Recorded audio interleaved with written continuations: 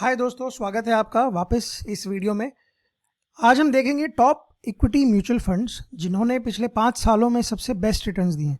इसमें कोई हम large cap, mid cap, flexi cap सारा कुछ इंक्लूड है इसमें। तो बेस्टेस्ट ऑफ द बेस्ट जिन्होंने पीछे रिटर्न दिए, आगे क्या ये देंगे वो आप देखेंगे। आपको कॉल लेना है और उस हिसाब से इन्वेस्ट करना है, लेकिन कम से कम पीछे के रिटर्न्स देख के आप ये ज़रूर जान सकते हैं कौन कौन से फंड्स अवेलेबल हैं, किस में हमें रिसर्च करनी चाहिए, कौन से फंड में कितना रिस्क ले सकते हैं। तो चलिए मैं दिखाता हूँ आपको। तो एक छोटी सी लिस्ट लेके चलते हैं। लिस्ट बहुत बड़ी है वैसे तो, मैं इसका लिंक आपको शेयर कर दूंगा अपने डिस्क्रिप्शन में, तो आप इसको गो थ्रू भी कर सकते हो। तो अगर आप सबसे पहला देखते हो तो क्वांट स्मॉल कैप फंड। तो क्वांट के फंड ने ना पीछे बहुत अच्छे रिटर्न्स दिए हैं। 2-3 साल तो बहुत ही भागा था, बहुत मार्केट में नाम था इसका।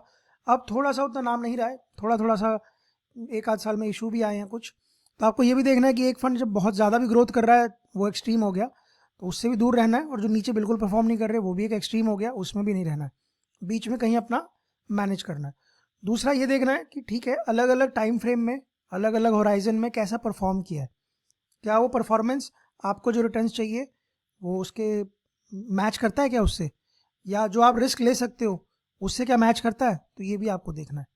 तो अगर मैं सिर्फ टॉप 5 की बात करूंगा, बाकी आप खुद देखना। तो क्वांट का स्मॉल कैप फंड है ये।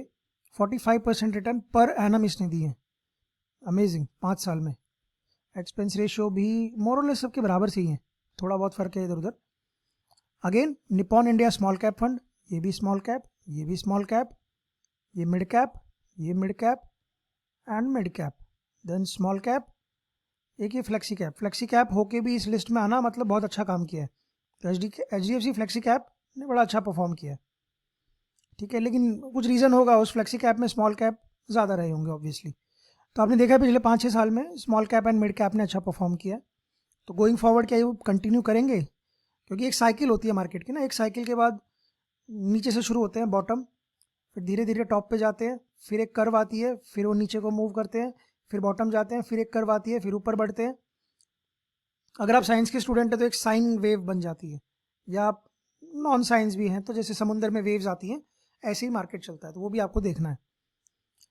Nippon India small cap fund 38.97%, Motilal Oswal mid cap fund 37.64%, Nippon India mid cap 33.75, HDFC mid cap 33.64, axis 32 and this. इसके अलावा एक चीज़ और देखेंगे हम कि मैं अब ईटी मनी पे जाऊंगा। ये मैं एंड मनी की साइट पे था जहाँ पे ये सारे डिटेल है। तो आज तो मैं टॉप इक्विटी फंड के बारे में दिखाऊंगा, अदरवाइज वीडियो बहुत लंबा हो जाएगा। इसमें बहुत सारी कैटेगरीज है, तो मैं डिस्क्रिप्शन में डाल दूंगा, आप गो थ्रू करना। बाकी 1 बाय 1 इन पे सब पे मैं वीडियोस बनाऊंगा, कोशिश करूंगा बनाने की। तो अगर मैं जाता हूँ ईटी मनी की वेबसाइट पे, क्वांट स्मॉल कैप फंड पे जाते हैं हम, तो आप पाओगे जो ईटी मनी ने इसको रैंक दिया है नंबर 4 आउट ऑफ 21 फंड्स। ठीक है, नॉट बैड। ये आपका इंडेक्स है, कैटेगरी, और उस कैटेगरी को उसने अच्छा खासा बीट किया है। ओके, चलेगा। 1% का एग्जिट लोड है। एसेट अंडर मैनेजमेंट 29,629 करोड़, बहुत अच्छा है, बहुत ज़्यादा है मतलब। स्मॉल कैप फंड में ना एक बार अगर ये बहुत ज़्यादा हो जाता है ना एयूएम, तो वो उसकी परफॉर्मेंस को कम भी कर सकता है। तो जो पॉपुलर फंड हो जाते हैं स्मॉल कैप में, हो सकता है एक टाइम बाद वो परफॉर्म ना करें, क्योंकि स्मॉल कैप की खासियत क्या है कि उनका बेस छोटा होता है। अगर आप छोटे बेस की कंपनियों में ज़्यादा पैसा तो नहीं डाल पाओगे ना। स्मॉल कैप फंड अक्सर आपको पाएंगे 3,000 करोड़, 4,000 करोड़, 10,000 करोड़, इस टाइप की रेंज में मिलते हैं ज़्यादातर ना। अगर आपके पास 29,000 करोड़ के फंड्स हैं, तो आप 3-3 हज़ार करोड़ के फंड्स में एकदम से पैसा डालने जाओगे तो आपको या तो फंड एकदम ऊपर भागेगा, या सारा फंड आप ही के पास आ जाएगा। तो वो एक चैलेंज भी आ जाता है, तो वो भी आपको थोड़ा सोच समझ के चलना है। लेकिन स्मॉल कैप फंड एक फंड आपके पास होना चाहिए, ताकि एक एग्रेसिवनेस आपके पोर्टफोलियो में रहे। इसके हम पास्ट के रिटर्न देखेंगे तो ये आपको दिख जाएंगे। पिछला 1 साल थोड़ा टफ रहा है, बाकी तो ठीक है, ओवरऑल ठीक है। 10 साल में भी अगर 20.9% करके दे रहा है ना, तो नॉट बैड। एफडी क्या दे रही है? 8%, 7%, जो मैक्स टू मैक्स दिया था। बीच में तो 7% से भी नीचे, अब 6.5 पे आ गई है। 96% इक्विटी में है, उसमें भी लार्ज कैप में 24% है, मिड कैप में 0.5, स्मॉल कैप 71.5%। ठीक है। टॉप होल्डिंग पे जाओगे, रिलायंस, जियो, फाइनेंशियल, दोनों तो यही हो गए 15%। तो देन पूरी लिस्ट आती है। आप डिटेल पोर्टफोलियो एनालिसिस पे क्लिक करोगे ना, तो एक नए पेज में खुल जाएगा कैटेगरी की भी एवरेज आ जाएगी इसके अंदर, एंड देन पर्सनल जो स्टॉक्स पोर्टफोलियो है वो भी सारा आ जाएगा, आप देख सकते हो। इन स्टॉक के ऊपर भी आप रिसर्च कर सकते हो। एक वीडियो अलग से बनाऊंगा मैं कैसे स्टॉक्स पे रिसर्च करनी है, मान लो कोई नाम आ गया तो उस पर क्या कर सकते हैं अपन, वो भी मैं बनाऊंगा। अगला आता है Nippon India small cap fund. तो अगेन यही वाली अगर मैं चीज़ करता हूँ, निपॉन इंडिया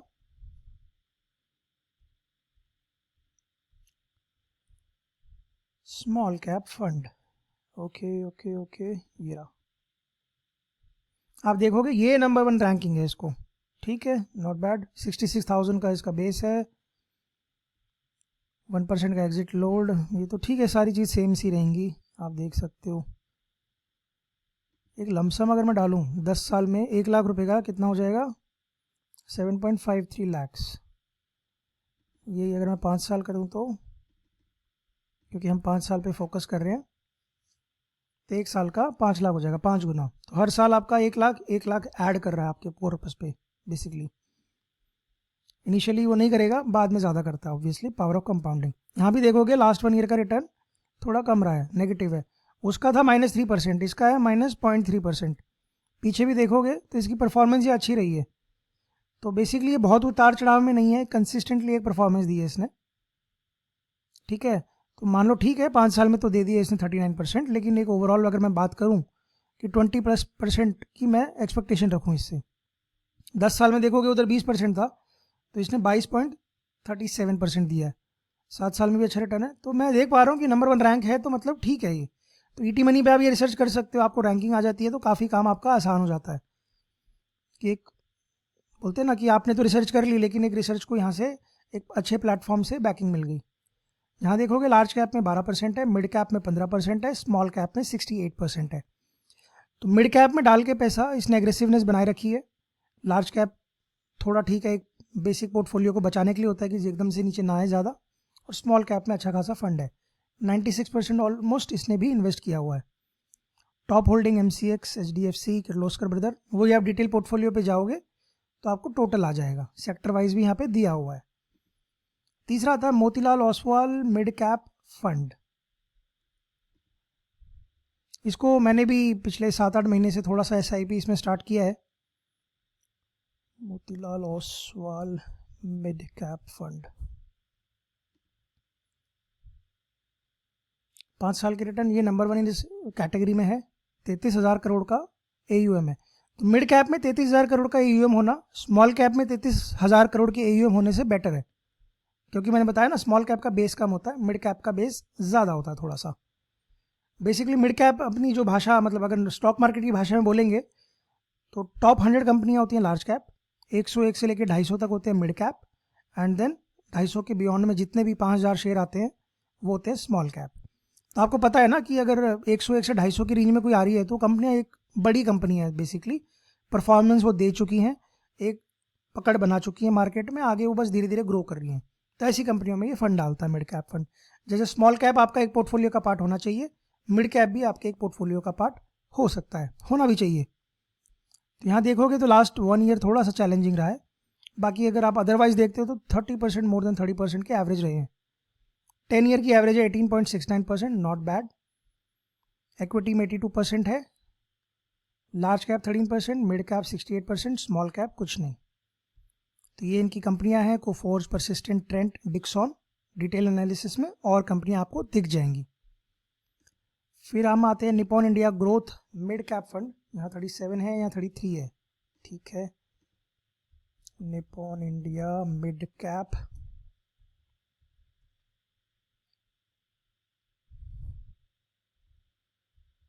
ग्रोथ,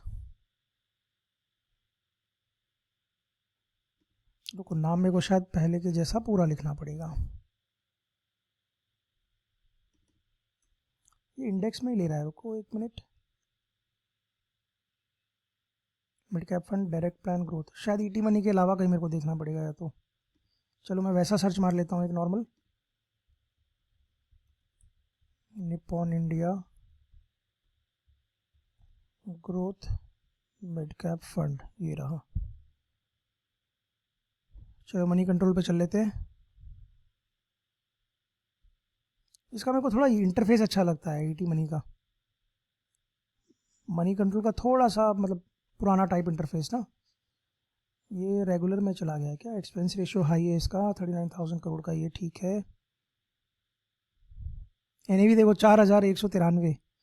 एक वीडियो मैंने बताया था कि एनआईवी 10 से शुरू होती है और 4-6 हज़ार तक भी चली गई है कुछ फंड्स की, तो ये वन ऑफ दम दो फंड्स है, तो काफ़ी पुराना फंड्स है। तो यहाँ पे आप रिटर्न देखोगे, हाँ इधर आते हैं अपन, 2 साल 29, 3 साल 29, 5 32, 10 ईयर 17 सिंस इंसेप्शन। 1995 का फंड है, जब से लेके अब तक 22% पर एनम के रिटर्न्स दिए हैं। अगर ये टोटल इसको आप कंपाउंडिंग देखोगे ना, तो आप पाओगे कि जो आप बोलते हो ना, एक प्रॉपर्टी हमने ₹1,00,000 की खरीदी थी, आज 5-10 करोड़ की हो गई, तो ये कुछ इस तरह के रिटर्न्स हैं। वो भी एक CAGR बेसिकली इसी के आसपास चली होगी, 15-20% के। तो ये आप देख सकते हो पोर्टफोलियो में कौन कौन सी कंपनियां हैं, वो सारी डिटेल इसमें आ जाती है। डिटेल पोर्टफोलियो में जाओगे सारे ऑप्शंस दिख जाएंगे। अब आते हैं HDFC मिड कैप फंड पे। HDFC मिड कैप फंड,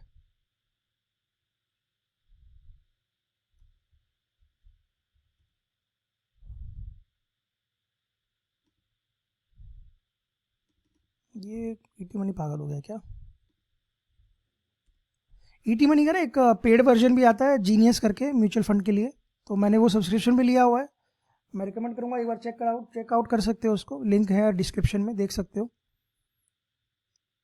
ठीक है, तो ये मिड कैप फंड आ गया HDFC का। इसकी हम लास्ट रिटर्न्स देखते हैं। 1 year 6%, 2 year 27, 3 year 31, 5 year 32, 10 year 17, not bad. 2007 से फंड है, 17.98 पर एनम का रिटर्न दिया है। लॉन्ग टर्म में ना एक मतलब कहीं पे भी आप पूछोगे तो हर कोई ये बोलता है 12-15% की रिटर्न आप एक्सपेक्ट करके चलो, लेकिन उसके ऊपर के फंड रेगुलरली आपको कुछ दे रहा है रिटर्न, तो बहुत अच्छी बात है। लेकिन होता क्या है ना, आपका होराइजन भी देखना होता है। ये तो आपने पीछे का देख लिया, बड़ा अच्छा लगा देखने में। आगे आपका मार्केट थोड़ा सा डाउन हुआ और आप हिल गए, ये क्या हो गया, वैसे हो गया, ये हो गया। जैसे 2007 में आया था ना, 2008 में मंदी आई थी, तो ये फंड 20% भी डाउन हो गया होगा, क्या पता। उस समय कुछ लोगों के नींद उड़ गई होगी, हार्ट अटैक आ जाए, डर लग जाए, जो भी हो। जब आप इन्वेस्ट कर रहे हो तो होराइजन आपका ज़रूरी है कि आप अच्छा लेके चले उसमें, तो ही ग्रोथ बनती है। लंबा टाइम छोड़ना ज़रूरी है पैसा।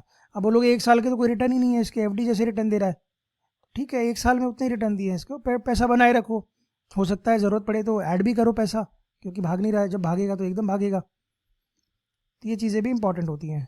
एक्सिस का स्मॉल कैप फंड है। मैं HDFC फ्लेक्सी कैप पे एक बार आता हूँ। HDFC फ्लेक्सी कैप, ये आ गया नंबर 2 इन कैटेगरी, शायद नंबर 1 पराग पारिक हो, मोस्ट फेमस। तो यहाँ पे आप आते हो ना, 2 year 25, 3 year 26, 4 year 22, 5 year 30, 7 year 19, 10 year 16.12। Flexi cap का क्या होता है ना, मल्टीपल में लगाता है, large cap, mid cap, small cap सब होता है इसमें। जैसा मार्केट की सिचुएशन होती है ये लोग अपने हिसाब से लगाते हैं।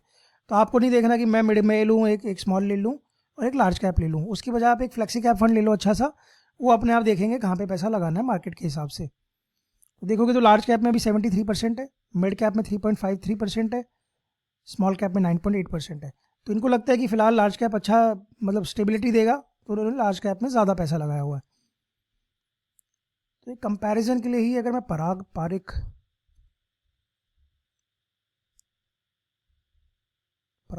फ्लेक्सी कैप, ठीक है, तो यहाँ पे लार्ज कैप है 73%। तो इन्होंने क्या किया हुआ है, लार्ज कैप 72%, मिड कैप 2%, देखो मोरलेस यही 77%। इसके रिटर्न ओवरऑल अच्छे रहे हैं, लॉन्ग टर्म तक अच्छे रहे हैं, 10 साल के 18.3%, नंबर 1 इन कैटेगरी। एक इसका साइज़ बहुत बड़ा हो गया है यूम ना, 1,10,000 करोड़, लेकिन one of the best performers रहा है ये पास्ट में, अभी भी इसकी रिकमेंडेशंस अच्छी है। तो this one you can try and add in your portfolio, क्योंकि यहाँ देखोगे थोड़ा सा इधर आता है, पीछे 5 साल में हल्का सा शायद पीछे रहा है कुछ फंड से, लेकिन ओवरऑल इसकी अच्छी परफॉर्मेंस रहती है। तो कई बार क्या होता है ना, सिर्फ रिटर्न सब कुछ नहीं होते, पीस ऑफ माइंड भी बहुत चीज़ होती है।